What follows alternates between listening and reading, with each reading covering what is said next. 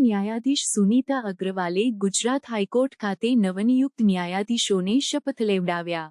Gujarat high court ખાતે નવનિયુક્ત ન્યાયાધીશ લિયાકત હુસૈન શમસુદ્દીન પીરઝાદા, રામચંદ્ર ઠાકુરદાસ વાછાણી, જયેશ લખનશીભાઈ ઓડેદરા, પ્રણવ મહેશભાઈ રાવલ, મૂળચંદ ત્યાગી, દીપક મનસુખલાલ વ્યાસ અને ઉત્કર્ષ ઠાકોરભાઈ દેસાઈનો શપથગ્રહણ સમારંભ યોજાયો હતો. ગુજરાત હાઈકોર્ટના મુખ્ય ન્યાયાધીશ સુનીતા અગ્રવાલે નવનિયુક્ત ન્યાયાધીશોને ગુજરાત હાઈકોર્ટના ન્યાયાધીશ તરીકે શપથ લેવડાવ્યા હતા. ગુજરાત હાઈકોર્ટ ખાતે યોજાયેલા આ શપથગ્રહણ સમારોહમાં કાયદો અને ન્યાયતંત્ર વિભાગના મંત્રી ઋષિકેશ પટેલ, ગૃહ રાજ્યમંત્રી હર્ષ સંઘવી, ગુજરાત હાઈકોર્ટના ન્યાયાધીશો, એડવોકેટ જનરલ કમલભાઈ ત્રિવેદી સહિત વરિષ્ઠ વકીલો તથા અધિકારીઓ ઉપસ્થિત રહ્યા હતા.